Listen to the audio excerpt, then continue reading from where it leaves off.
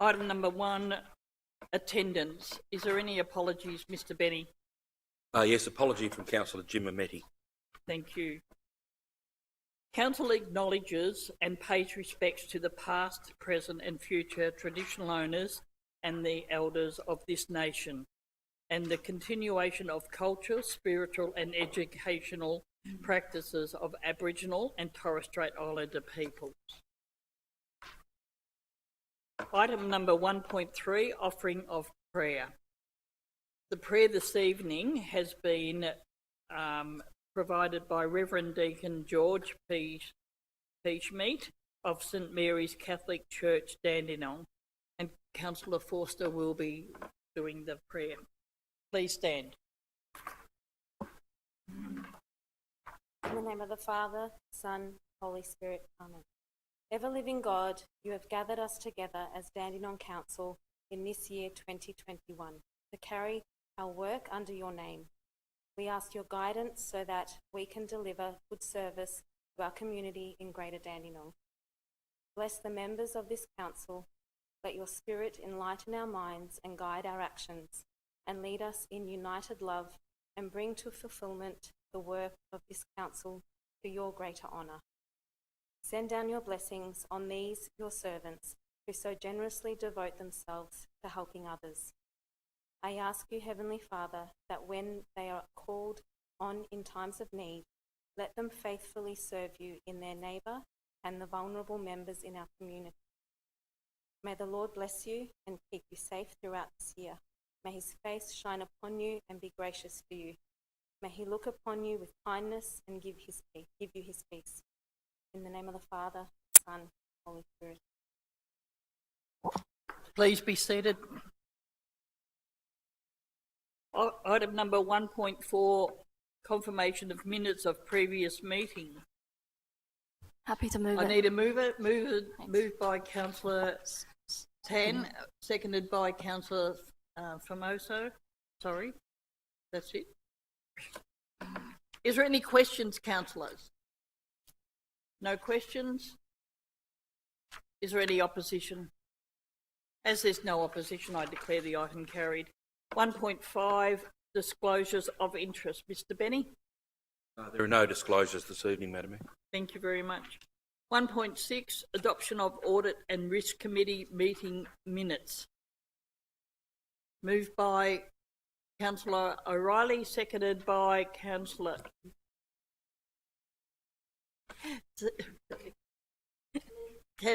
Lim. All those in... is there any questions, councillors? Is there any opposition?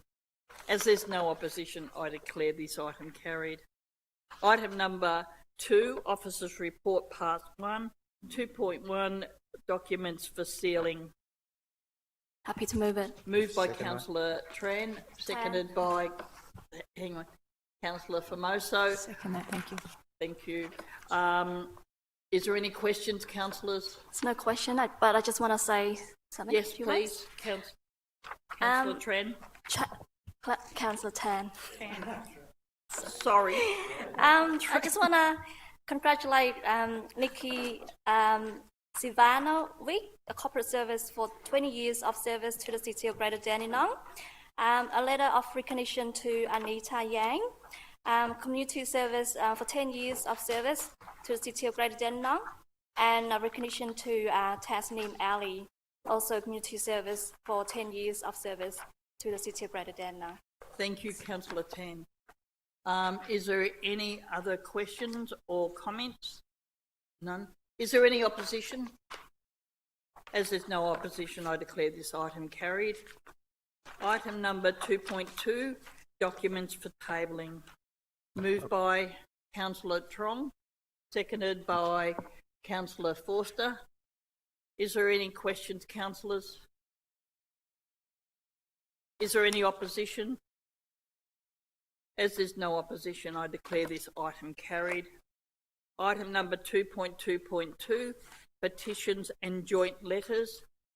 Moved by Councillor Tan, seconded by Councillor Gerard. Is there any questions, councillors? Is there any opposition? As there's no opposition, I declare this item carried. Item number 2.3, statutory planning applications. Planning decisions issued by Planning Minister's Delegation November and December 2020 is moved by Councillor O'Reilly, seconded by Councillor Tan. Is there any questions, councillors? Is there any opposition? As there's no opposition, I declare this item carried. Yes, Councillor Dark. Thank you, Mayor. Mayor, I just want to just note for the record of those in the gallery that the only item on the planning delegated approved list is 153 Foster Street in Dandenong. And it's been a long time coming that we have a building, hopefully soon to start construction in the municipality. It is the new Children's Court, which is to be located in the corner of Langhorne Street and Foster Street, diagonally opposite the current Magistrates Court and across the road from the Dandenong Police Station. It's a 5-storey building, and I'm aware that the site, previously the old building, has been demolished. So hopefully it'll be good to see a crane start and hopefully a brand new building in Dandenong. Thank you. Item number 2.3.2, planning delegation decisions issued November 2020 and December 2020. Moved by Councillor O'Reilly, seconded by Councillor Tan. Councillor Tan. Is there any questions, councillors? Is there any opposition? As there's no opposition, I declare this item carried. Item number 2.3.3, town planning application number 405A, Princess Highway, Noble Park, planning application number PLA 20/0278, moved by Happy to move it. Councillor Tan, seconded by Councillor Forster. Is there any questions, councillors? Is there any opposition? There's no opposition. I declare this item carried. Item number 2.3.4, town planning application number 93 Herbert Street, Dandenong, planning application PLN 20/0136, moved by Councillor Forster, seconded by Councillor Gerard. Is there any questions, councillors? Is there any opposition?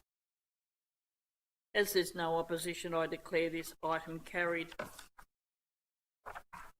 Item number 3, question time public. Please, Mr. Benny. Mayor and councillors, we have a number of questions this evening. The first is from Sylvia Mastrogiovanni of Dandenong. Sylvia has requested to ask her question verbally, so over to Sylvia. Sylvia, please. I don't think we've got a microphone. Oh.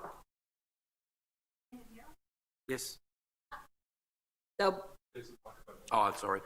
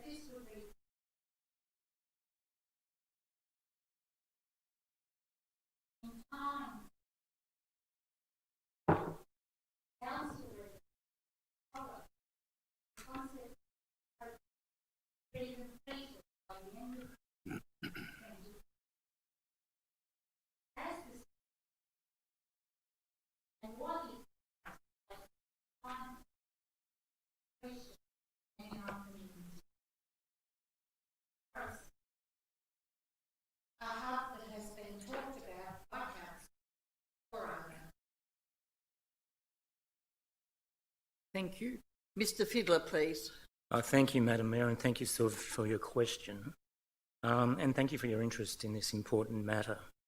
The Councillor Strategic Planning Day is scheduled for the 12th and the 13th of March, and timelines for the next steps will be decided pending Councillors' concurrence and decisions from this meeting.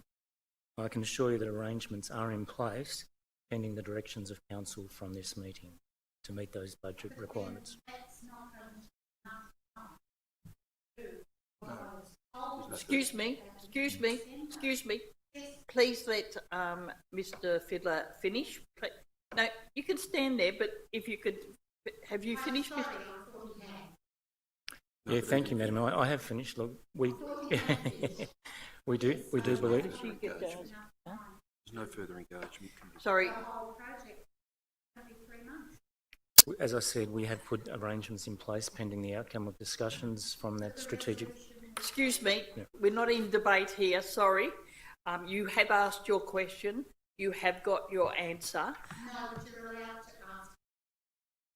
You've only indicated here that there's one question. I'm sorry. This is, if you had... I'm sure that when you ask a question verbally, then need clarification. I don't believe that's the case. No. I've just been told... excuse me. I've just had clarification from Mr. Benny and also Mr. Jench, who is the manager or the director of governance, that once you've asked your question, you've got your answer. There's no other further discussions to be held. Sylvia, I will speak to you later if you'd like to meet with me after this meeting. And not a problem. I'm just going by the rules. I am going by what the rules are. So thank you. Mr. Benny, please. The next question is from Matthew Kerwin of Noble Park. Can Greater Dandenong Council start putting their organisational quarterly performance reports on their website, like what the City of Greater Geelong does? Mr. Jench could respond. Mr. Jench, please. Through you, Madam Mayor, yes, we can look at Mr. Kerwin's request and we can look at putting those reports onto the website. They are open public documents as they come through the council agenda and minute process, so we can certainly look at doing that. Thank you. The next question is also from Matthew Kerwin of Noble Park. When is it planned to install the rock in the Springvale Community Hub Gardens with the plaques from the former buildings on the site, and what is the planned location? Mr. Fiddler could respond. Mr. Fiddler, please. Thank you, Madam Mayor, and thank you, Mr. Kerwin, for your question. As the existing rocks are not suitable, we're in the process of acquiring a large size rock for the plaques. The planned location is for a garden bed out the front of the City Hall near the Pioneers Rock, and this is scheduled to be completed by the end of February. Thank you, Madam Mayor. Thank you. Mr. Benny, please. The next question is also from Matthew Kerwin of Noble Park. It's been over 6 years since Dandenong residents and Dandenong South pollution crusader Stuart Mariner has passed away. What is happening to the idea of naming the Westwood Boulevard Park after him?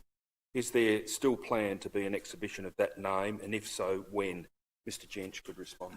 Through you, Madam Mayor, a council report will come to council in March, and should that council report be supported, a public exhibition of that proposed name will go out to the community shortly after that report. Thank you, Mr. Jench. Mr. Benny, please. Next question is from Gay Guest of Keysborough. How many firework permits were granted for CGD for Christmas and New Year 2020, as there was no advertising and yet the neighbourhood was lit up being subjected to fireworks going off every hour from dusk till way past midnight for excessive lengths of time? There is no point ringing the police when their reaction times are so slow. This happens every festive season for years, but 2020 was excessive, and one resident reported being ringed by 3 different firework displays at the same time, and yet there was no media information or letterbox drops. Mr. Bosman could reply. Mr. Bosman, please.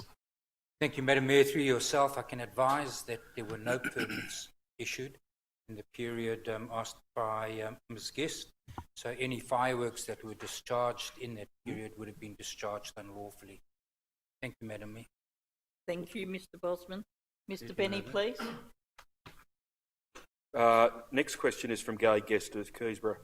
The conversation caravan is a quirky concept, and largely those residents who want to be involved have travelled to the designated meet and greet locations or completed the survey online. That is all but one ward, Keysborough South, who are now demanding their own specific consultation time. Not one other far-flung ward has made such demands, and nor should they, as the locations are central to the whole municipality. For more than 10 years now, and especially in the last 8 years, Keysborough South have carried on like entitled, incorrigible jackanapes, demanding infrastructure at the expense of the other 10 wards. The community consultation answers will bring tears to councillors' eyes when they read the basic needs that residents have highlighted on coloured post-it notes. Being safe and what that means and what infrastructure can make that happen are all that they are asking for. COVID and caretaker mode have shown the inequality that exists between one ward in opposition to the other 10 wards. We don't have new paths, waterfront walks, ducks floating on the waterways to relieve our boredom. In fact, in Dandenong North, it has been reported one of their local parks has one slide only. Maybe Keysborough South should abdicate like waterways, because they have never been satisfied with anything that has been provided, and their new parks are now being refurbished. Again, for example, moving forward, if Keysborough South gets this consultation session, can the same amount of money 10 times be taken out of their budget and be set aside for every other ward, equally to spend on the items highlighted in the community consultation to close this void? Mr. Judge can respond. Mr. Judge, Through please. Madam Mayor, I won't respond to Gay's many statements about Keysborough South. I don't think it's appropriate for officers to do that, other than to say I did have to Google today what a jackanape was, so it was a little bit unknown to me. I can inform the meeting that we are looking at putting on an additional engagement session at Keysborough South. We are having conversations with the shopping centre management at Keysborough South on Wednesday, and we'll be able to confirm whether there's an additional session to be held once we've had those discussions. The plan at this point in time is that there will be zero cost to council to run that additional session. So the nub of the question is, can I put 10 times zero away? I think I can safely say I can do that. Thank you, Mr. Jench. Mr. Benny, please. The final question is also from Gay Guest. The New Style Council website is not user-friendly. No longer can you readily find the documents like council meeting archives, minutes and agendas, planning permit portal, information about activities and events. In fact, stored documents can no longer be accessed. Why was the format changed, and how can it be made more user-friendly? Again, Mr. Jench, Madam. Again, Mr. through you, Jench, Madam Mayor, the concept of user-friendliness is a very subjective one, and council's had a lot of very positive feedback about the new website. And I do recall Gay posted very similar comments on council's Facebook page, only to have several other users actually comment to Gay that they actually were finding the new website a better version than the old one. I can confirm to the meeting that there is no loss of functionality between the new website and the old one. There is no loss of access to stored data. And certainly I'd like to extend the invitation to Gay that if she would like to make contact with our media and communications team, we'd be happy to give her a one-on-one training session, and we're happy to demonstrate to her how that none of that functionality has been lost. And perhaps as the new website becomes more familiar to her, it will become a little bit less intimidating in its layout. Thank you, Mr. Jench. Thank you. Item number 4, Officers Report Part 2, 4.1, Contracts 4.11, Contracts number 1920-79, Annual Supply of Soil and Turf Sand. I need a mover, please. Happy to move, Mayor. Moved by Mr. Councillor Dark, seconded by Councillor Milkovich. Is there any questions, councillors? Is there any opposition? As there's no opposition, I declare this item carried. Item number 4.1.2, contract number 2021-34, Noble Park Aquatic Centre, Health and Wellbeing Gymnasium. To move, Mayor. Moved by Councillor Dark, seconded by Councillor Tan. Is there any questions, councillors? Is there any opposition? As there's no opposition, I declare this item carried. Sorry, Councillor O'Reilly. Thank you, Mayor. Well, it's great to see that with this contract, the reinvigoration of Noble Park Aquatic Centre is progressing, and I think with the health and wellbeing gymnasium and other improvements, we'll see a marked improvement in attendance, and it won't just be to the new gymnasium but for the whole facility, because in my opinion we've had a magnificent pool there, the outdoor pool and the smaller indoor pool, but we haven't had as many people, local people, using it as we would have liked. So Council has decided to improve the whole precinct with the gymnasium. People want to do several things at once. We're seeing the growth of larger aquatic and health buildings on other councils, and I think can't wait to see people using this gymnasium and the aquatic centre generally. Thank you, Mayor. Thank you very much, Councillor O'Reilly. Mayor. Yeah, sorry, Councillor Dark. Thank you, Mayor. Thank you to my colleagues for supporting the item. This is an item previously in the previous council when it was paper buck wards, which I was advocating very strongly for. It became apparent that NPAC in its current form was losing significant money and costing ratepayers a lot of money over the 4 years. The council took a position to upgrade the water facilities at Dandenong Oasis, and then after that was to be completed, NPAC was to be next in line. And previously, prior to that, council undertook a feasibility study to look at how we can improve it. And I know the former director, Julie Reid, was quite heavily involved in finding what ways we can mitigate our losses and what ways we can actually improve their uses to the community through a 24-hour gym, to which I was advocating heavily for, but also for the ancillary services of the sauna, of the steam room, of additional meeting rooms, dance rooms, that sort of thing as well. And it's really good to see that the state government has actually come to the block. They've contributed $3.3 million as a part of the stimulus package coming through COVID, and this will help us to be able to return the facilities back to the community quicker than we would have been. I believe previously it was subjected that the NPAC upgrades would not be happening until 2024. So to have this ready to go at the moment, a shovel-ready project that will, within the next 12 months or 18 months, be delivering new facilities to the residents of Noble Park and Keysborough and to the greater Dandenong community wider, is very, very exciting. So we look forward to seeing it progress. Thank you, Councillor Dark. Item number 4.2, other. 4.2.1, draft minutes of the Multicultural and People Seeking Asylum Advisory Committee meeting the 1st of December 2020. Moved by Councillor Forster, seconded by Councillor Formoso. Is there any questions, councillors? No? Is there any opposition? As there's no opposition, I declare this item carried. Item number 4.2.2, draft minutes of the Community Safety Advisory Committee meeting the 9th of December 2020. Moved by Councillor Formoso, seconded by Councillor Lim. Sorry, Councillor Lim. Is there any questions, councillors?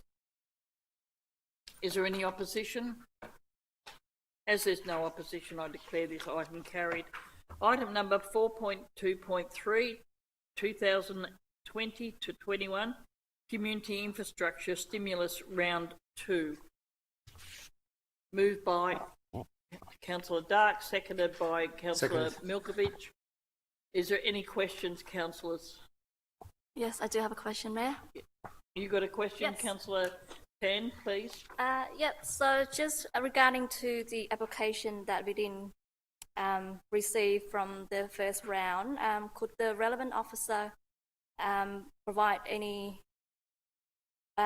resolution why we didn't receive it? So one for the Burden Park Springwood South Tennis Club, redevelopment, and the other one for Ross Reserve, Noah Park, synthetic soccer pitch development. Mr Fiddler, please. Thank you, Madam Mayor. Look, these are state government grants. They're a competitive process. We also put in a range of applications. We were successful in some. We're very fortunate that the round is open again, and these projects have been identified. Some of the criteria is that they're shovel ready. So these projects are shovel ready. They have to be within 6 months, and they're also identified as high priorities in our sports facilities plan. So it's not that the other things aren't important, it's just that that's how they get assessed, both from that sports facility plan and also in the application with the state government. Thank you.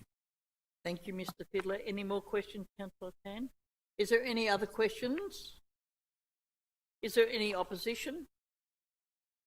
As there's no opposition, I declare this item carried.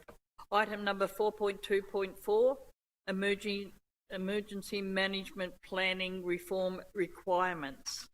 Moved by Councillor Dark, seconded by Councillor Formoso.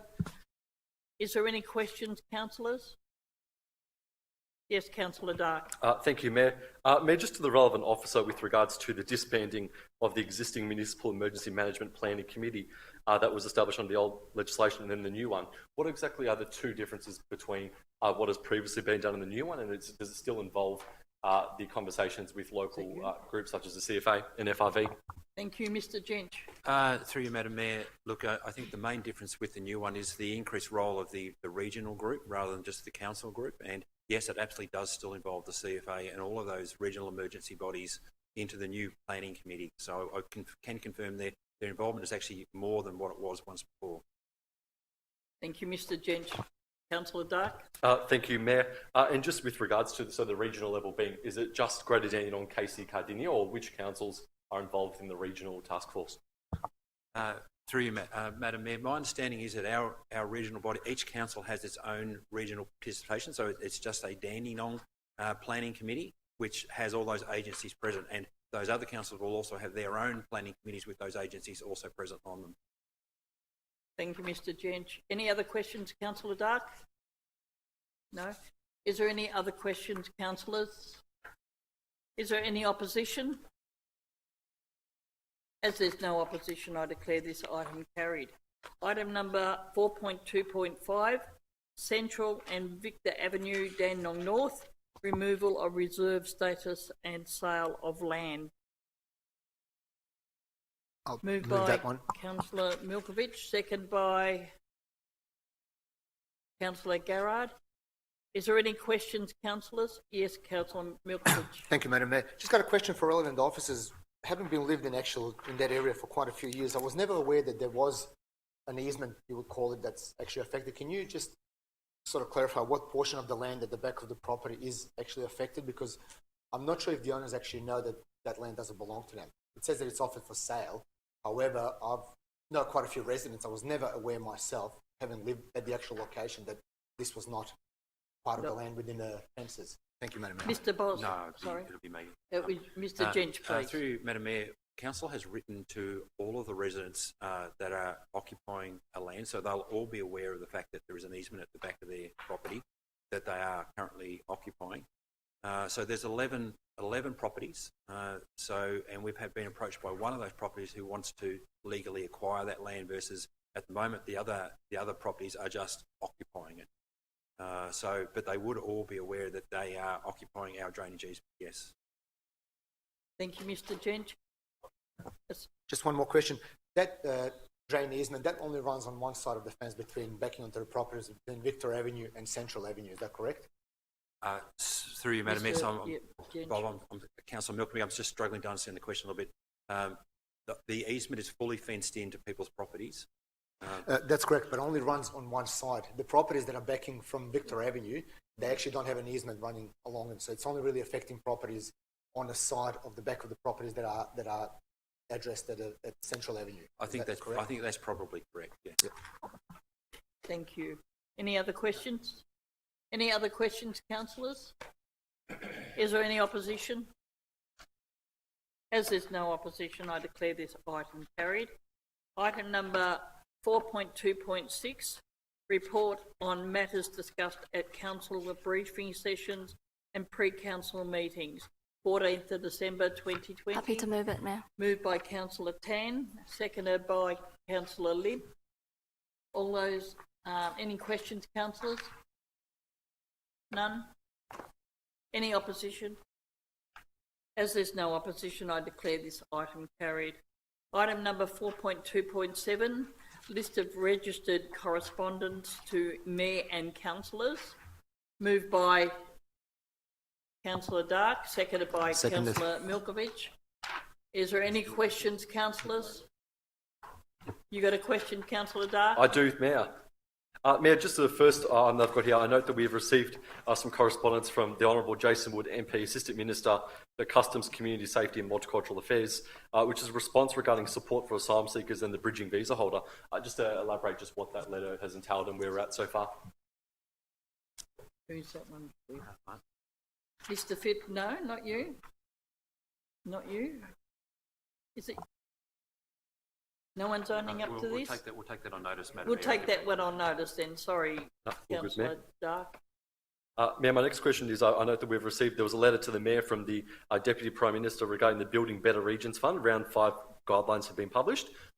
Just to elaborate what that is and if we are submitting on it, which projects we're looking at submitting on the building better communities. Is it you, Mr. Bosman? No? Thank you, Mr. Van Boxtel. Take on notice.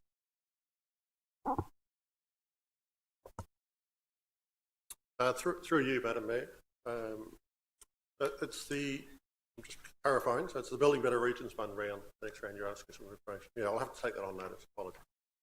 Thank you. Sorry. Councillor Dark, thanks. Thank you. Mayor, I note that the third item I've got here was a letter to the Mayor from the Director of Citizenship Ceremonies within the Department of Home Affairs regarding the Citizenship Ceremonies of 2021. Just the question to the relevant officer, what is the update with that? And given that we had a complete shutdown during COVID, are we experiencing a significant backlog of applications or people to receive their citizenship?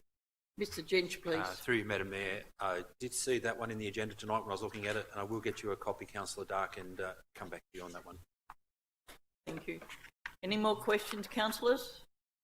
Yep. Sorry, One more. Councillor Dark, please. Thank you, Mayor. I note as well that there was a request to the Mayor from the Transport Workers Union, I believe that's a TWU abbreviation, delegate at the Ventura bus to discuss the bus stops at the Dandenong Plaza Shopping Centre. I know it's been common knowledge there's been a significant amount of issues within the Dandenong Plaza Shopping Street, particularly also on Langhorne Street with a lot of undesirable activity. I just want to confirm what exactly the TWU delegate is raising regarding the issue. Mr. Van Boxtel, please. Through you, Madam Mayor. Yeah, I'll have to follow that one up as well. Take that on notice. I understand it's to do with the bus stop in McRae Street, heading back this way towards the station, so in front of where Ramada Encore is. I think that's the location of the concerns from what I can gather from the correspondence. But I'll follow it up with our transport team and get you some further information. Thank you. Thank you, Mr. Van Boxtel. Any more questions, councillors? Yeah, thank you, Madam Mayor. Just a quick one. Milkovich, sorry. Yeah, thank you. Just in regards to complaint from a resident of Murray Road, Dandenong North regarding a waste bin collection, just wanted to find out if the problem has been resolved and what the resolution was from the relevant officer. Thank you, Madam Mayor. Mr. Van Boxtel, please. Through you, Madam Mayor. Councillor Milkovic, I'll have to take that one on notice as well. I understand it's something to do with the rubbish bin is not being emptied on all occasions, that rubbish has been left in that particular bin on occasions. And I also understand the bin, one of their bins was damaged and they sought a replacement bin and it wasn't replaced. But I don't actually have a status report on whether those issues have now been addressed. So I'll follow that up and get back to you. Thank you, Mr. Van Boxtel. Any other questions, councillors? Any opposition? As there's no opposition, I declare this item carried. Item number 5, notice of motion. There's none. Item number 6, reports from councillors, delegates and councillors' questions. We will start with Councillor Trong, please. Thank you. Councillor O'Reilly. Thanks, Mayor. Just to say it's good to have had a break And we're now right back into council business. I think what we're seeing on council has affirmed what I mentioned at the end of last year, and that is that I'm proud to be part of some really enthusiastic new councillors. We've got a good mix of experience and freshness, and I am certainly reinvigorated and ready to tackle the year. Thank you, Mayor. Thank you, Councillor O'Reilly. Councillor Formoso, please. Thank you, Madam Mayor. Yes, I'd like to welcome everyone back into the new year, 2021, and I hope we have a much better year than we did last year. I've been meeting with a lot of residents during the short break that we had. One of the issues that I'd like to raise is regarding a bus shelter that has been removed on Oakwood Avenue, Dandenong North. I understand that the bus shelter was damaged and therefore removed, but I'd like to know when that's going to be replaced, please. Thank you. Mr Van Boxel, please. Through you, Madam Mayor. Thank you, Councillor. Yeah, my understanding is the bus shelter was, a council. We have two types of shelters. There's shelters that were previously purchased and installed by council. We also have shelters that are supplied through an arrangement with the state government. And historically, that agreement with the state government was that we would get a certain number of shelters without advertising for a certain number that had advertising. And through that arrangement, historically, we secured well in excess of 150, I think, shelters across the municipality. The particular shelter that you're referring to was a council purchase shelter. That's council's responsibility. It was removed due to damage, and we're currently trying to work with the state government to see if, through their program, whether we can get a replacement shelter or not provided. So that's the course of action that we're currently taking.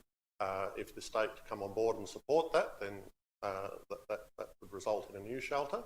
But if they're not in a position to support that, then the only alternative option is for council to purchase a shelter through its own process, essentially.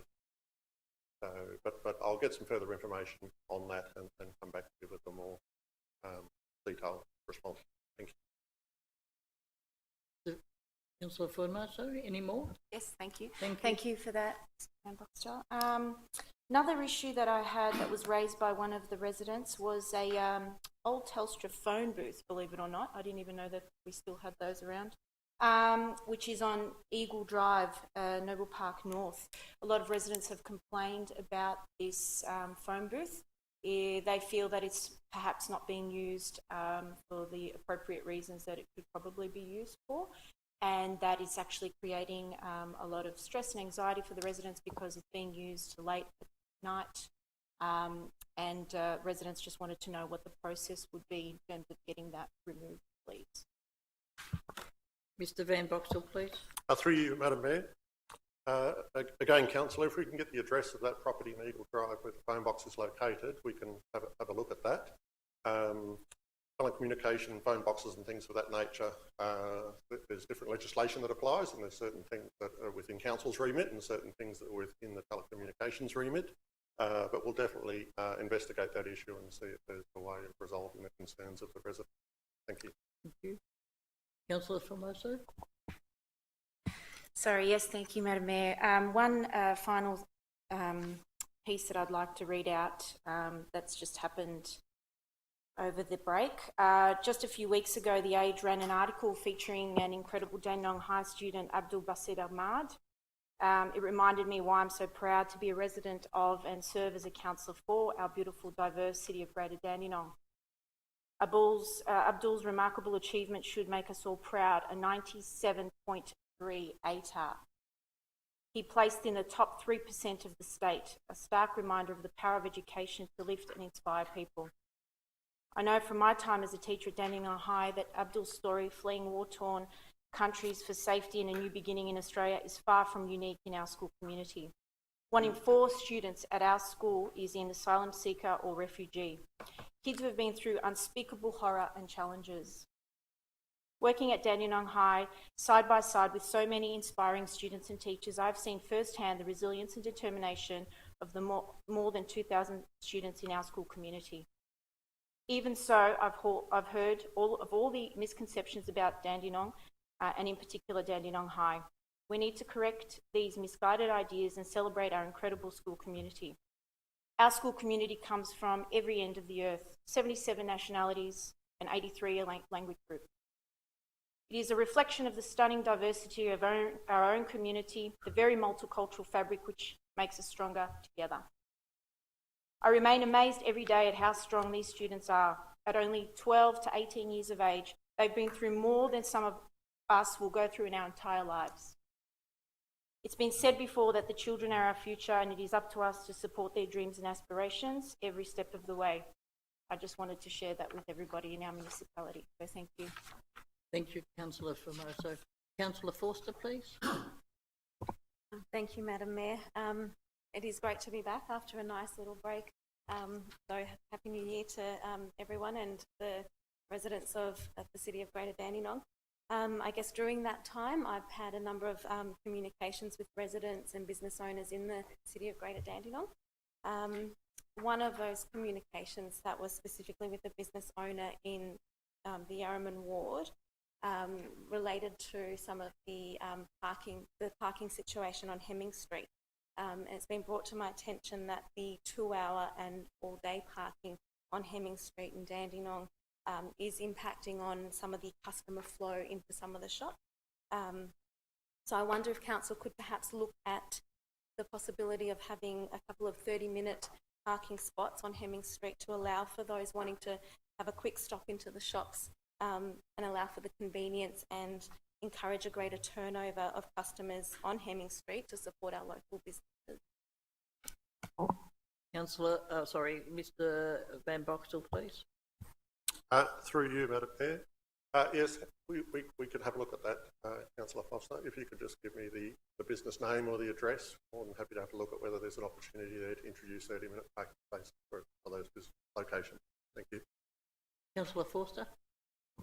Thank you, Madam Mayor. I think it's quite fitting my next piece that I would like to put forward to Council in line with Councillor Formoso's comment about Abdul from Dandenong High School and being a refugee and his contribution or future contributions to our community. I think the people who sought asylum and new migrants and refugees bring so much to our community, and it's what makes us such a vibrant city. I also note that the Multicultural and People Seeking Asylum Advisory Committee met in December last year. And I guess in line with their values and consistent with their values, I raised some concerns about the treatment of the Billawella family that has been in detention on Christmas Island since August 2019. And I asked Madam Mayor that Council could write a letter to the relevant federal minister expressing concerns, particularly given that there are 2 young children that are living in detention on this facility. And I can only imagine what that is doing to their mental health and their physical and mental development. Thank you, Madam Mayor. Thank you. I think that is appropriate, Ms. Benny, that we wrote. Yes, Council's position on the matter, so... Thank you. That letter will be written. Thank you. Any other questions or comments, Councillor Forster? Councillor Garrard, please. Thank you, Madam Mayor. Firstly, I'd like to thank the numerous number of residents from Keysborough South that approached me and their willingness to participate in the consultation process around the council plan. The residents of Keysborough South are a highly engaged community who often give generously of their time to contribute to civic activities such as this, and my request of Mr Jench to provide an extra opportunity for them to provide some of their comments around the plan was from mothers who have small children who found it difficult to travel, and also of elderly residents that also found it difficult to travel. And I'm extremely proud that the council responded to my request, and I'm extremely proud that we can provide that extra opportunity for the residents of Keysborough South to participate in that civic conversation. I would also like to acknowledge that tomorrow is a special day, and I would like to wish the residents of Greater Dandenong a happy Australia Day. And just to note that as descendants and beneficiaries of European settlement, we rightly celebrate our many achievements and proudly call ourselves Australians.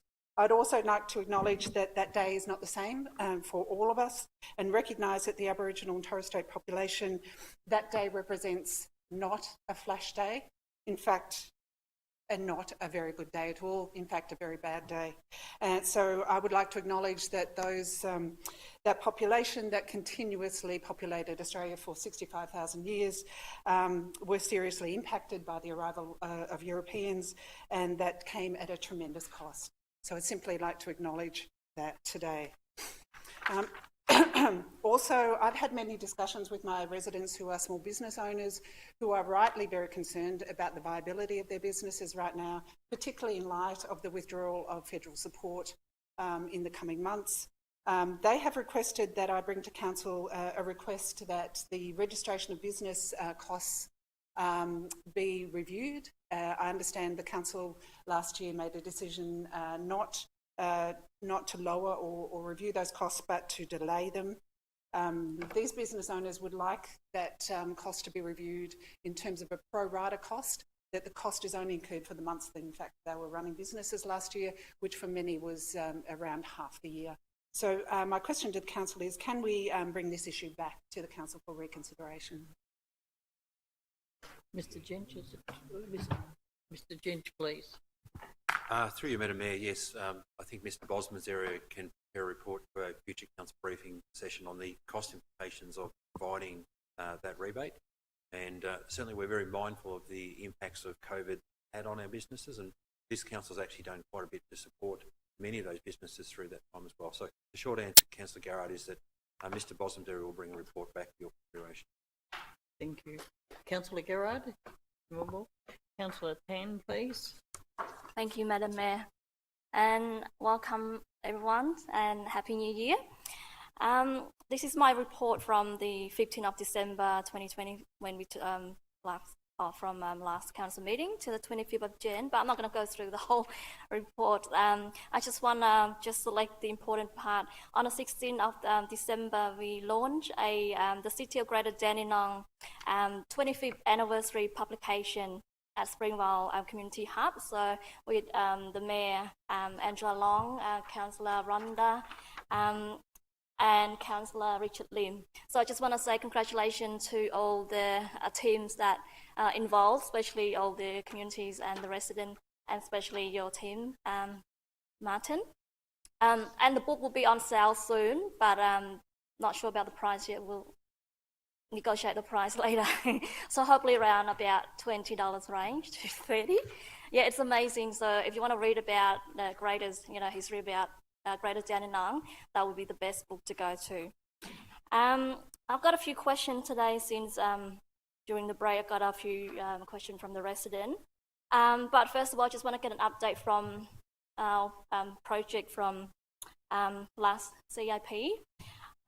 This is to the relevant officer regarding to an update progress on the pocket park at 89 Douglas Street. So we've done a design and the public consultation already late last year, but just want to see where the progress will be, the project will be completed by. Thanks. Thank you. Who is it?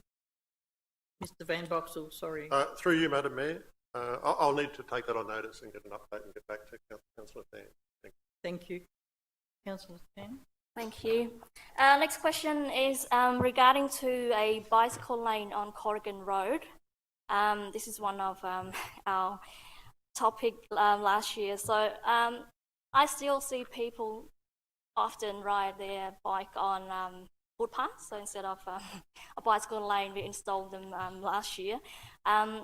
As I remember, I think we do have a monitor every 6 months for council in the traffic management team to monitor the traffic on Corrigan Road. And I believe we're waiting for a report from last year. Do you have any update on that yet? Mr. Van Boxel, please. Through you, Madam Mayor. Again, Councillor Tan, I'll need to take that on notice and get some information back to you on that. It's the Corrigan Road bicycle lane. Yeah. Thank you. Thank you. Councillor Tan, Thank please. you. Last one, a lot of concern raised about the traffic congestion, especially we've got school in around our area, especially the Wallarano Drive. Mainly took us like probably half an hour, about 20 to half an hour. So in around that area, Wallarano Drive, we've got Arena Square and Mortimer Street. Usually pick up time around 3:15, so you can't get out anywhere. So the traffic congestion is really getting worse and worse around that area. So I just want to find out if, as a council, do we have any strategic, anything that we, help a resident to reduce the traffic, and also issue with parking as well. Thank you. So, Mr. Bosman, please. Madam Mayor, thank you. Through yourself, Councillor, we do have monitoring, and very strict and active monitoring by our local laws as well as our parking management officers around all of the schools. It's a high priority for us, especially the pickup and drop-off times. And obviously, the situation of people being outside or in the vicinity of nearby residents, not going to be able to ever solve that. But what we are going to be able to do is to ensure that the road rules in respect of parking, no double parking, not stopping in areas that are designated as no stopping, not stopping across people's driveways. That's the sort of stuff that we monitor and enforce. So it is about making sure that the parking management officers and the local law officers do observe and do take action when those breaches are found. Thank you, Mr. Bosman. Councillor Tan. Thank you. Last question, sorry, I forgot to mention. A lot of residents concerned about the trees that, grow on Nature Street. I believe because they don't know the background of the trees, mainly because most of them, they wouldn't want something that grow up there and then that's like high maintenance or crack their fin or something like that. So if you just say if the council growing stuff on the Nature Strip in front of resident house, would the councillor actually at least talk to resident and provide information about what they're going to do, or at least they learn about what we're planting so they understand more about the background of the trees? Mr. Van Boxel, please. Through you, Madam Mayor. Thank you, Councillor Tan. Council has a street tree strategy where we're trying to increase the canopy of coverage for our municipality. We're probably one of the least, we have one of the least dense coverages of any metropolitan council in terms of tree canopy. And tree canopies are obviously very good environmentally in terms of heat island effect and things of that nature. So it's important that we do plant our nature strips with trees. The challenge is choosing the right species and trying to minimise the risk to infrastructure, including footpaths and curb and channel and what have you. And we try and obviously maintain our tree stock in an appropriate way to manage that as best we can. If trees are healthy, we'll obviously prefer to retain them. And for new tree planting, we're trying to choose species that are less likely to cause problems in the future in terms of our infrastructure. But if Councillor Tan has some particular streets or properties of concern where trees are causing a problem, we're more than happy for Council's arborists to inspect those and to see if any action needs to be taken by Council to address any of the concerns of the residents. Thank you. Thank you, Mr. Van Thank you. Boxel. Yeah, I can send it to you. So one of the trees been 30 years already. I mean, like, how long can you... I mean, some tree only lasts about, maximum 20 to 30 years. And is the council going to remove the tree and then replant a new one? So is it depending on what type of tree, the long, how long they last, or the condition of the actual tree itself? Mr. Van Boxel. Through you, Madam Mayor, we'll both apply. If the tree is healthy, we'll obviously try and do everything we can to retain the tree. But if a tree is near its end of its life, we would have a program where we would seek to ultimately remove that tree and replace it with another appropriate tree at that location. So it's probably best if I could get the locations, and we can look we can work with those residents to look at their concerns. Thank you. Councillor Payne, finished. Thank you. Councillor Lim, please. Thanks, Madam Mayor. First of all, I would like to thank Mr. Van Boxtel. I have a lot of questions almost every time I have any issue. I will email to him or only talk personally, like last Saturday. And also the most important thing is the fallen tree that the department fixed so quickly. I discovered on that morning and I emailed straight away to the department. And the matter of that afternoon only, everything sorted out very quickly. Thank you for that. But since I got elected, so many questions from the visitor and also from my constituent regarding to pedestrian crossing. Probably, Mr. Jody Bosman and also probably Paul Kersley and so many other director and also the manager went through it with me not long ago. They still keep asking me almost every day about when it's going to happen.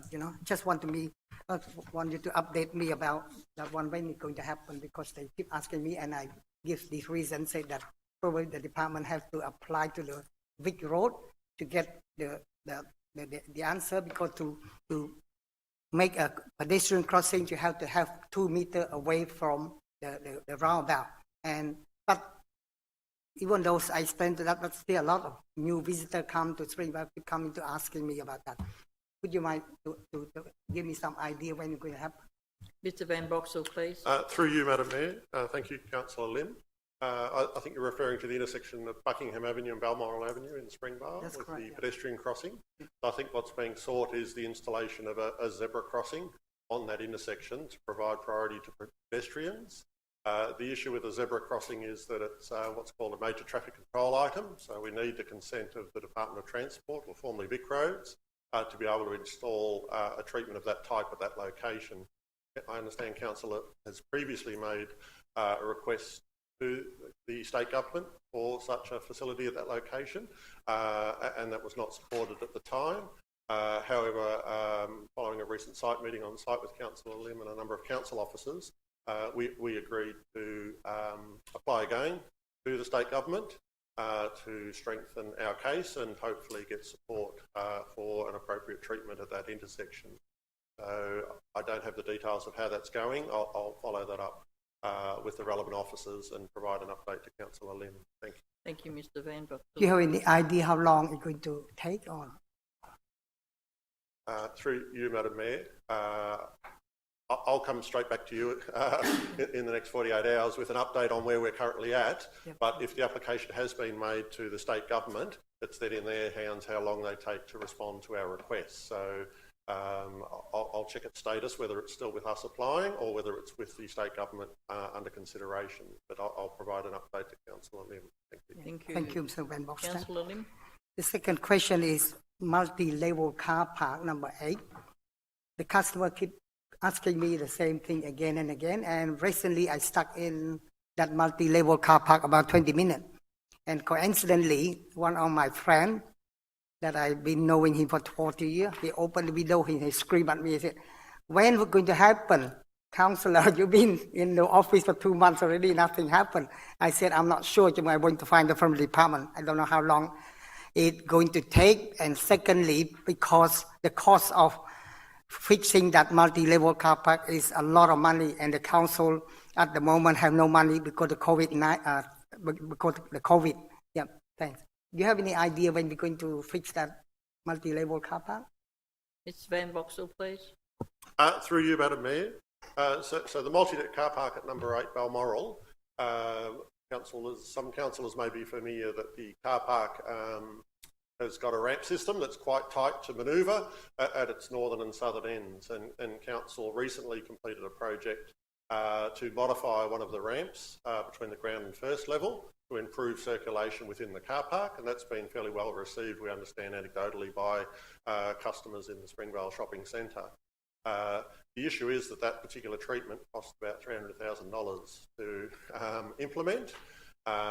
And following again a recent meeting on site with Councillor Lim and council officers, we inspected that car park And what we've proposed is that there's, through the capital budget process for the coming financial year, 2021-22, we've assisted Councillor Lim to prepare an appropriate CIP application for consideration by councillors through that particular process. So it will depend on ultimately councillors deciding is it prepared to invest in that project as a priority to address the ongoing concerns at that location.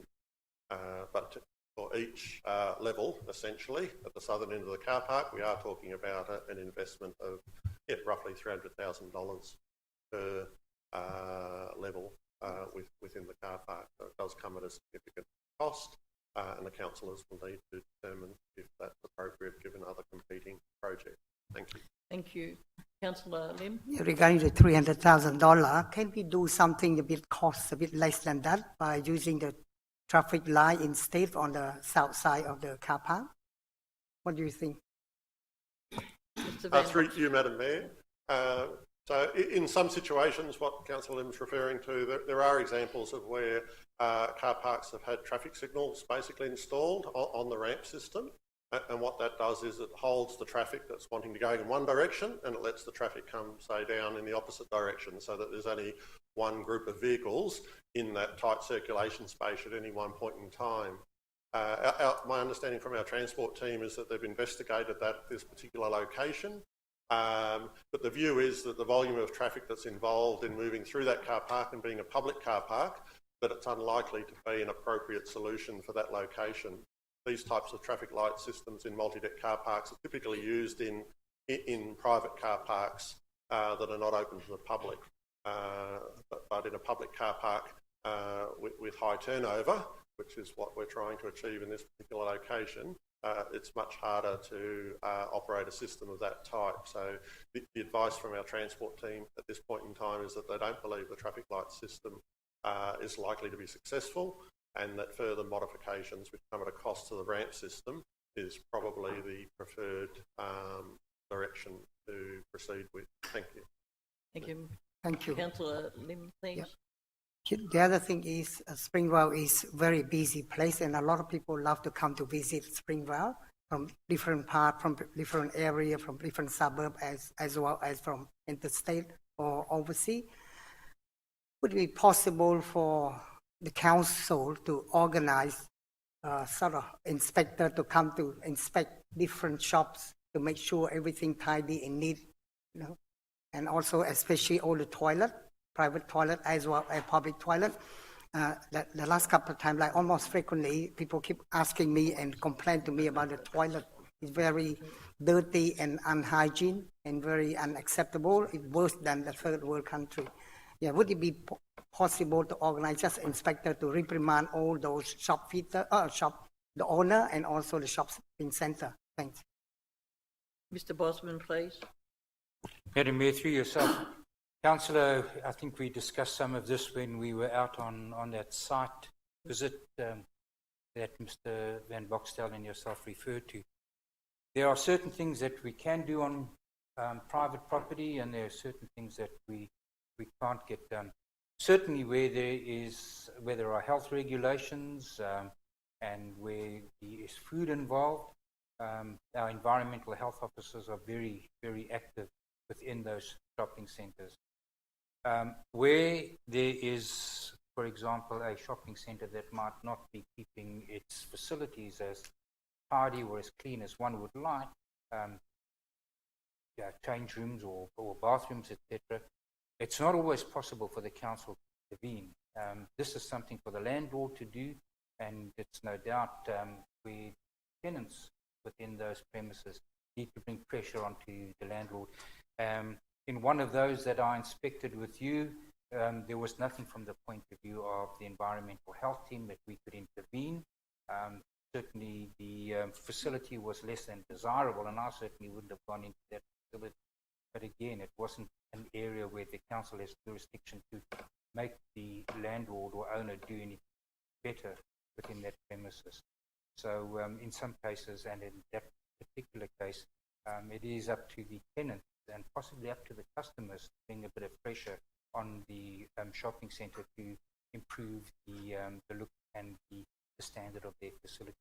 But where there are environmental health issues that involve my environmental health team very much so, we will involve ourselves, and we do involve ourselves. Thank you, Mr. Bosman. Thanks, Mr. Bosman. Councillor Lim. What about, can we organize the council officer to sort of to organize like a meeting or a seminar to educate them how to make, their shopping center a better place, better looking, something like that? To me, if we come from the council, probably those people tend to listen to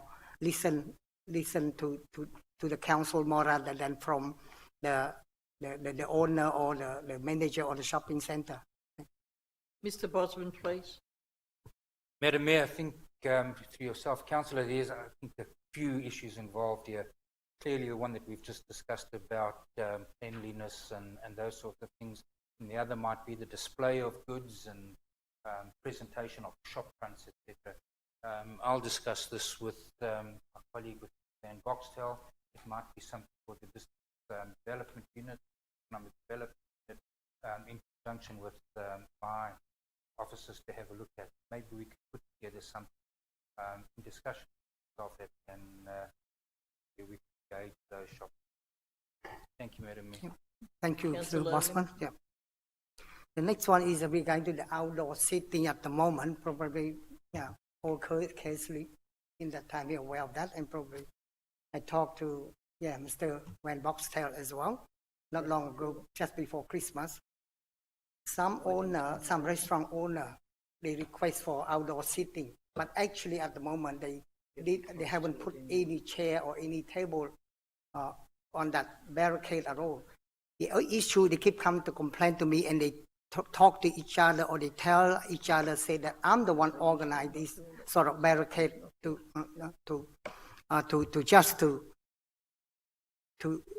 lose all the car park. They say this sort of car park very important for the business. Why we have to waste this sort of car park?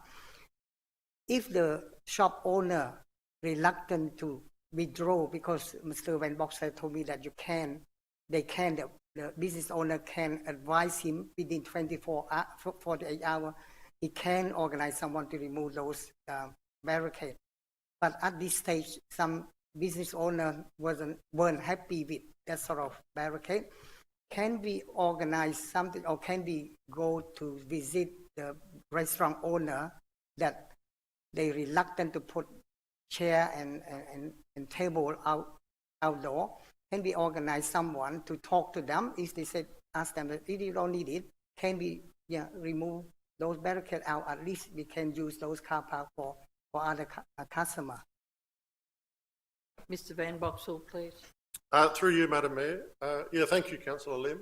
I think it would be best to organise a site meeting with yourself, and we can walk along and definitely contact each of those traders that have currently got a permit to occupy the car parking spaces in front of their shops. Obviously, we've issued that permit on the basis that they use that space. If they use that space and it's working well and it's creating activity and employment within those businesses, that's what we want to see happen.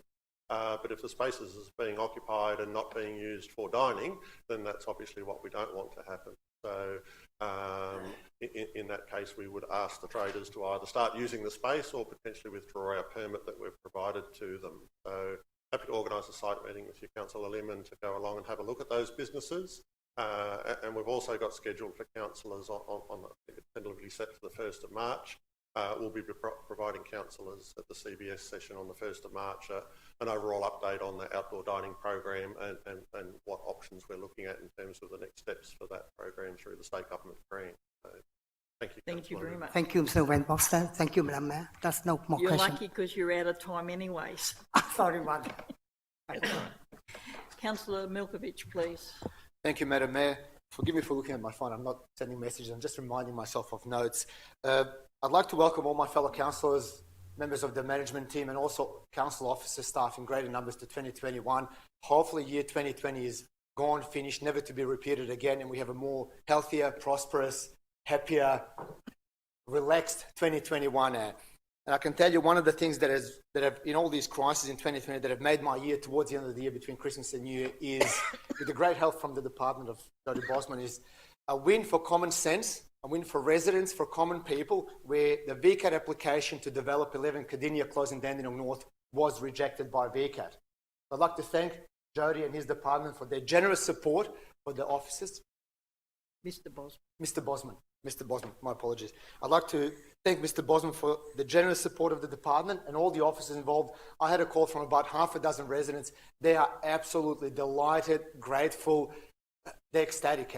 So great to see that finally we have reached one of those victories that don't come our way very often with the VCAT. So that's great. That's the first thing. Second thing I'd like to touch base on is that during the holidays, living in a real close vicinity of Rosewood Downs Primary School in Tehatcham Park, I have interactions with quite a few residents, neighbours, friends, family members, and so on and so forth. Now, talking to them, there seems to be a common question asked is, when will Rosewood Downs School, I know it's not a council matter, but through you, Madam Mayor, I would like to ask for a little bit of support, and if we can possibly write a letter. The Rosewood Downs Primary School has been on the same grounds for 40 years, and except for a sports hall that was done about 10 years ago, the school is pretty much in its original condition. Now, it's been added on, a few rooms here and there, renovated, but it's a mismatch at best of times. It's not really a 21st century facility for our kids and residents, and I think they do deserve better. So what I would like to ask, with your permission, is that the council write a letter to Honourable James Merlino, which is the Minister for Education, and also to our local member, Gabrielle Williams, Member for Youth, Aboriginal Affairs and Women's Affairs, asking for support for a state government to maybe look into redeveloping, rebuilding new school at Rosewood Downs grounds, and possibly even with the cooperation from the council and Mr. Fiddler's department, incorporating Rosewood kindergarten within the school grounds, because I think that'll be highly beneficial. They have both reached, in the opinion of many, end of their useful life, and you know, repairs and patch-ups only go for so long. So with the permission, I'm not sure how it's going to work in practice, but I would like to ask for that letter to be drafted, if possible, just to ask for support and maybe consideration towards local residents. It is possible, Councillor Milkovich. Thank you, Mayor. A couple other issues. I won't take too much of the time. I'd like to again thank Mr. Bosman for talking to one of our local residents in Rosewood Downs in regards to possibly organising a permit, not an ongoing permit, but just a trial permit for a mobile cafe to be allowed to operate in Tehatcham Park. Tehatcham Park is a great facility, heavily utilised by local residents. Everybody loves it. People from out of area come there often, and the same question has been asked all along. I've had a discussion with Mr. Kersley in regards to opening maybe a cafe, which I was told is not a viable solution from the point of view of the council. However, a mobile cafe permit, you know, to operate on certain days and certain hours seems to be a solution that could work both ways. So again, Mr. Bosman, thank you very much for engaging with one of our residents to trying to secure that permit in the future, and hopefully keeping our residents happy and caffeinated, because that's what they need, mums and dads. Now, in regards to the first thing I mentioned, which is Cardinia Close win at VCAT, I have had a bit of a look at the zoning of that Greater Dandenong and Dandenong North in particular, and after the conversation with a few residents, there was a proposal, an idea that sort of surfaced, is to whether the part which was really like a little appendix part of Dandenong North was left somehow during the last rezoning was actually stayed as a general residential zoning, which is part of the reason why this particular application was put forward with such a high density, which goes against everything that Cardinia Close and Sylvan Court actually stand for. I understand and I know for a fact that Dandenong North from McPhee's Road onward, the North Way, is basically used to be general residential zoning. Probably about 12, 13 years ago, it was rezoned to a neighbourhood residential zoning, which is a lower density zoning, which would help greatly alleviate a problem with Cardinia Close in the future. There are quite large lots of land over there, and I think it'll go a long way to bring it back in line and also reduce the amount of the housing development proposed on such a block of land where it goes against the character. So I would like to ask a relevant officer if we could maybe look into bringing that small part of Dandenong North in line as far as residential zoning is concerned. That way we can help the residents, we can also help ourselves, not go into lengthy processes, and like I said, make sure that these sort of proposals in the future are not as heavily done as they are now. Mr. Bosman, please. Madam Mayor, thank you. Through yourself, Councillor will certainly put something together for you, put a commentary together for you that will, first of all, explain the difference in the zonings when they were from the old zoning regime to the new zoning regime, and any prospects of changing the zoning as you're now suggesting. I'll put together a commentary, a paper, and then circulate that to yourself and other councillors. I could probably get that done for you within the next week or two. Thank you, Madam Mayor. Councillor Milkovich. Thank you, Mr. Bosman. There was also questions asked, and I'm not sure whether this is probably something that we can discuss right now. There was, in regards to Th Park ownership, which Th Park keeps coming back because it is quite a popular place. Is it wholly owned by the councillors within the boundaries of it, or my understanding is that Melbourne Water do control and own part of Th Park? Would a relevant officer just be able to clarify it quickly if that's the case or not? Thank you. Yes, Mr. Through you, Jench. Madam Mayor, my understanding would be that you're wholly owned by council, but I'll have a title search done and come back to you with a more accurate answer. Part of the waterway. Thank you, Mr. Jench. Now, issue again in regards to Th Park is on the hot days, nice days like yesterday and the day before and the day before that, we do get a lot of visitors, which is great to see. They're utilising the park, they love the nature, they love the creek. However, quite a few of those people visiting are not observing rubbish bins and where the rubbish should be put. Now, not going on Facebook campaigns, but I am getting quite a few comments on Facebook on my page. People are taking photos. It seems to be a recurring issue. I do understand, and I've had a conversation with Mr. Kersley late last year where we organised, one of the residents organised a working bee where the council supplied some extra bins. And at that particular instance, the park was not as badly littered as it was yesterday and the day before. It was a disaster zone. A lot of plastic bags thrown into the duck ponds, so on and so forth.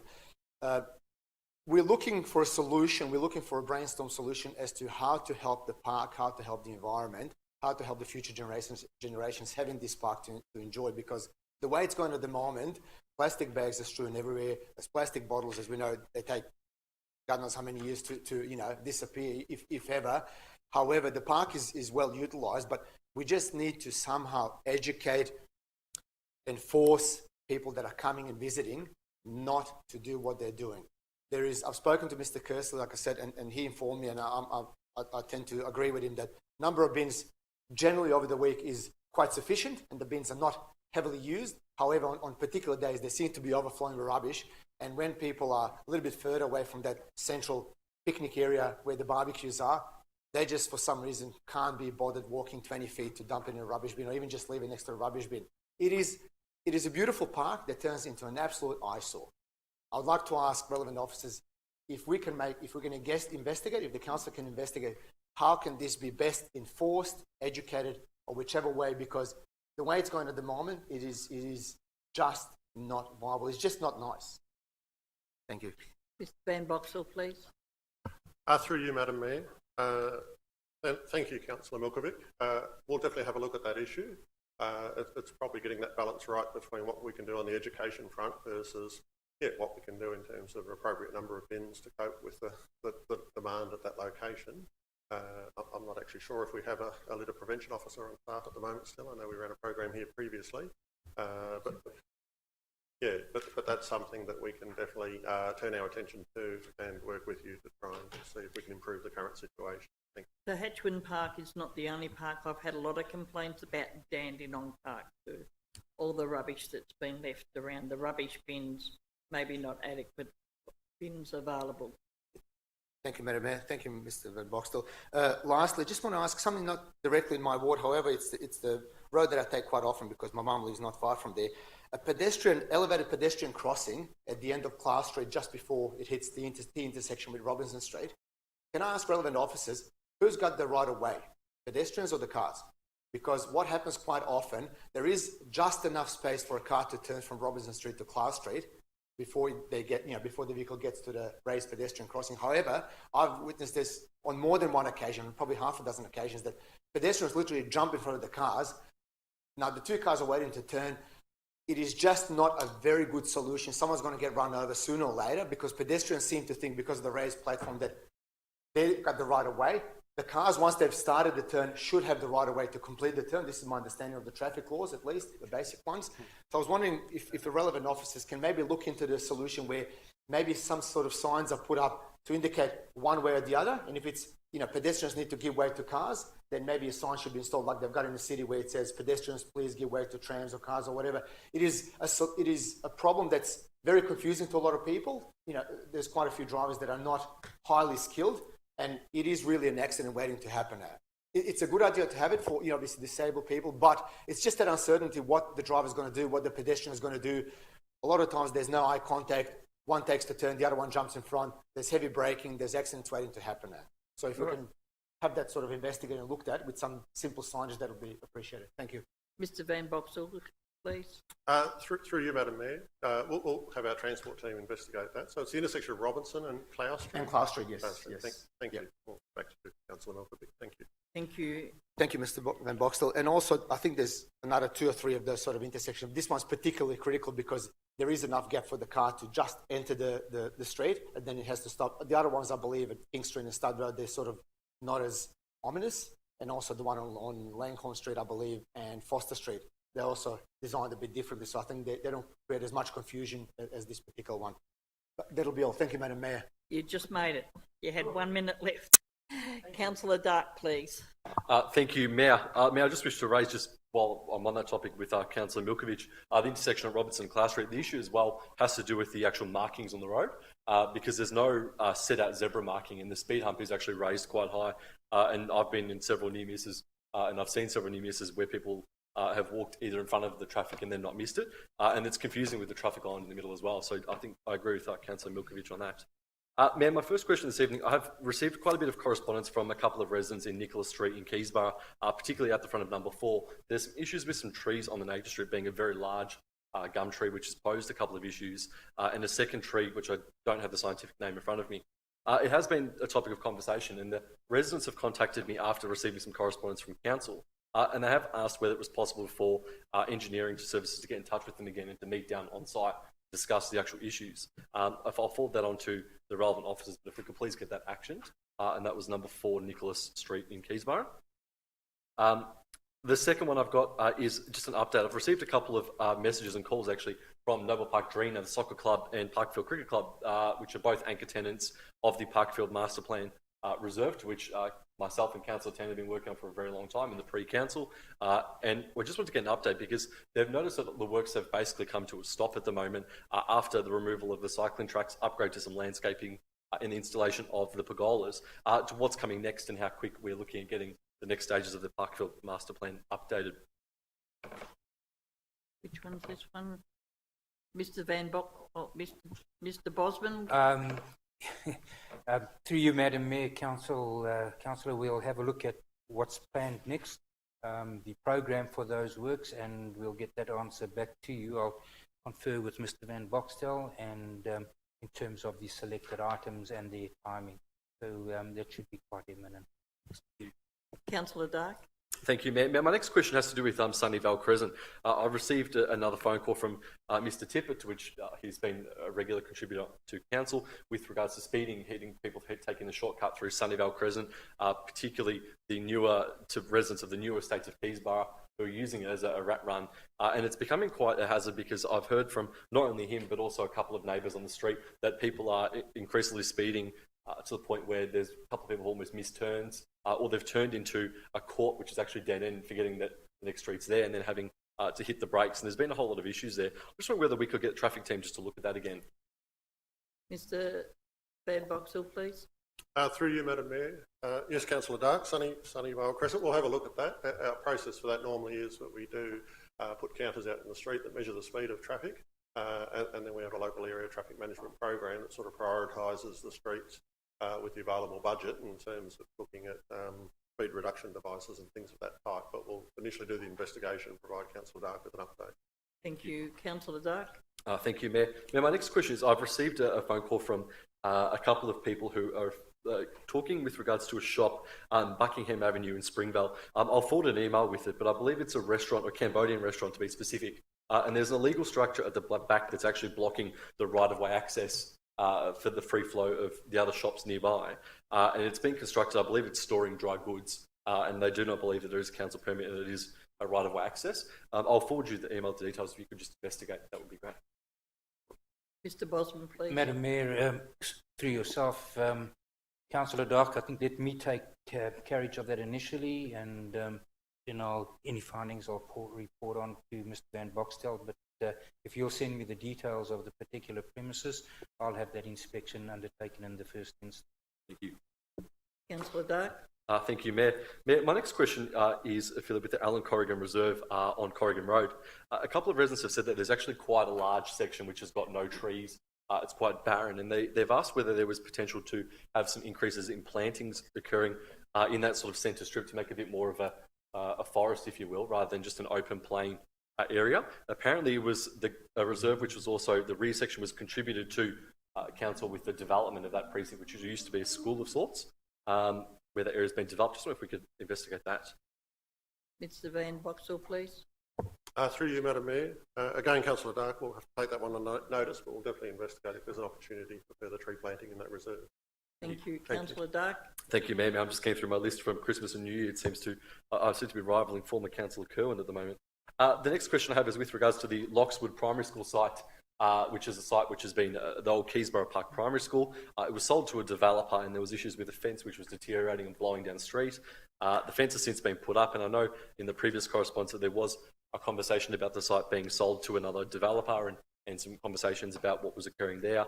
I know that one of the residents who lives on Lockswood has said that there's some issues with some trees there, which seem to be overgrowing, and grass as well. If we could just investigate what is going on with that site, and then also just writing to the owners about what we can do to keep the shrubs and grass low while they're waiting for whatever it is they're planning on doing. Mr. Bosman, please.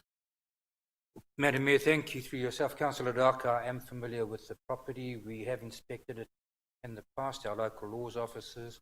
With regard to the fence is in a structurally sound condition. There are a couple of panels missing, and to those panels we've become aware that at some stage the grass was overgrown. An order was issued to slash the grass, which was done, but maybe we're back into that same situation again. So happy to have the local laws officers go out, inspect, and take the necessary action. Thank you, Madam Mayor. Thank you, Mr. Bosman. Councillor Dark. Thank you, Mayor. Mayor, my next question came from a resident in Noble Park, near Parkmore Road, actually. There was to do with the Maralinga Primary School site. This was a site which has been, I believe, earmarked for sale. They're concerned that potentially the proposed development of what will be on that site will rival what is occurring in the Keysborough South Ward down near the Safeway, where they're going to end up with a significant amount of either very, very large three-storey townhouses, a bulk development, or apartments. Just wanted to get an update on what happens with the zoning process, given that it's an old school site, and two, if we know when the Department of Treasury and Finance is planning on selling the site.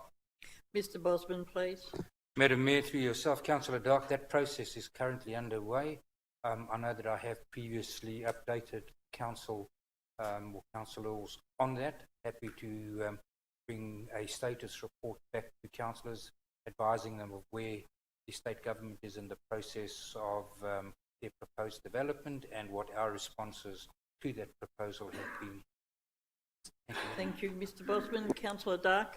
Thank you, Mayor. Just a supplementary on that, from the correspondence we've received from the department so far, have they indicated any sort of zoning that they're potentially going to push for, whether they're pushing for a high density residential, whether they're talking general res or any information like that? Mr. Bosman, please. Madam Mayor, through yourself, Councillor, I believe that, and I'll check this out, but I believe that it's consistent with the underlying surrounding zoning. But I suppose it'll be more how that manifests itself into potential future subdivisions and road layouts, retention of vegetation, etc. So I will bring all of that back to you as part of an update on that particular site. Thank you. Councillor Dark. Thank you, Mayor. Almost there. I've received some more, actually some correspondence from a resident on Keys Road in Keysborough. They've raised some concerns, particularly down the end of Bowman Lane and along the back end.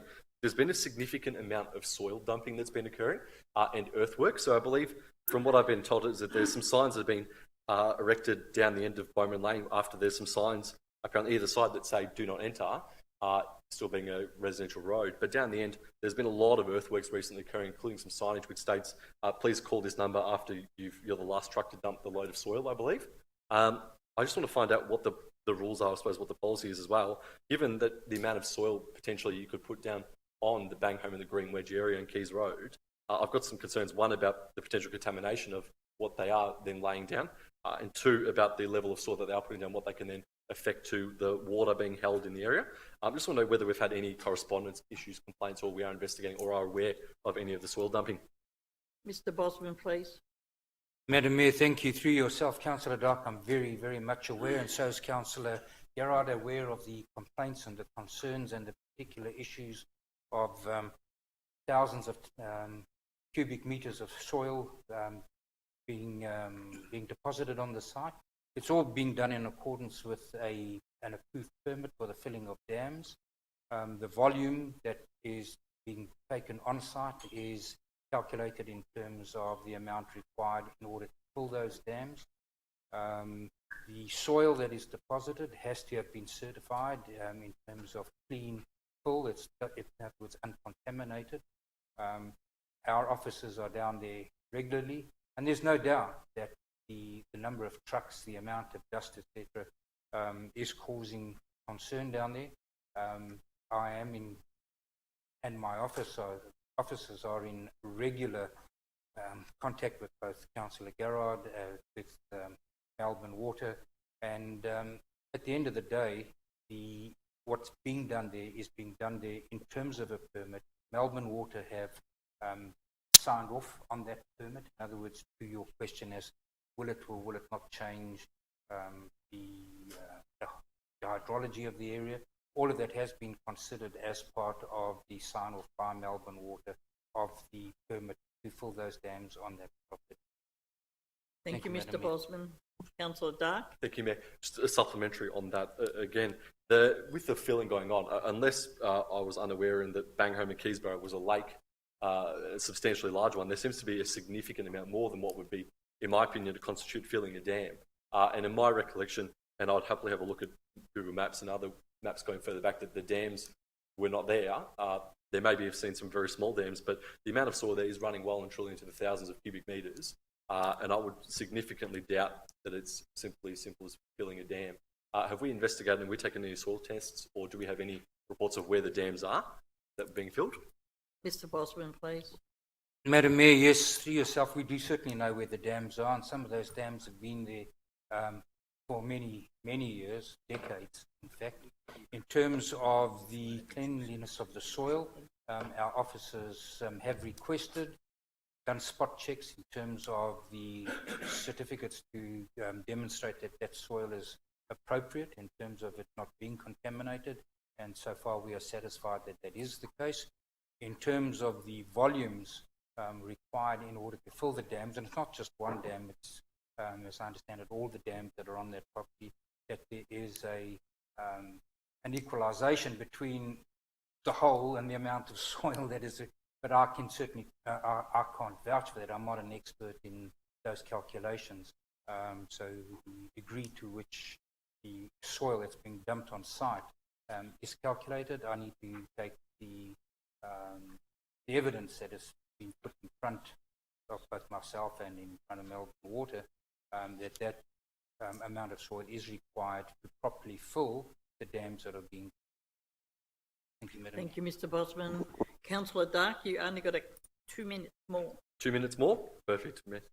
Mayor, my next question was actually more of a statement. Over the last few weeks, I've raised, particularly with yourself, Mayor, the role of a large African diaspora in Robinson Street, in our car park at number 38 Robinson Street. I know that yourself met with a lot of the traders on Thomas Street who have raised concerns about the level of drug and alcoholism that has been occurring on the site, including yourself writing to the Department of Health and Human Services, the Department of Justice, to Victoria Police for action and services. And I also sent similar emails as well to the directors on council and forward on my echo and sentiment.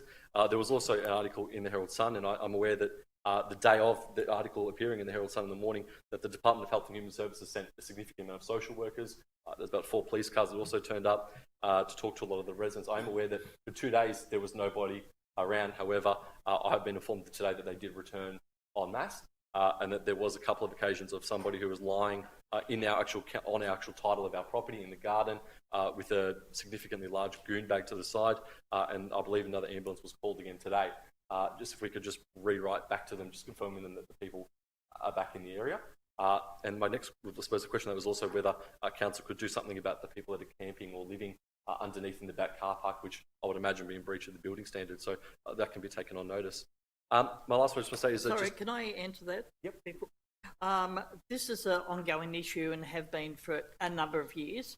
I had a meeting with police about 4 or 5 years ago with the owners of the shops, and they were actually requested to put a fence along where the veranda parties, which never happened. And we are organising a meeting between the shop owners, police, social service, and myself in the near future. So I haven't got the date yet, but it is being organised.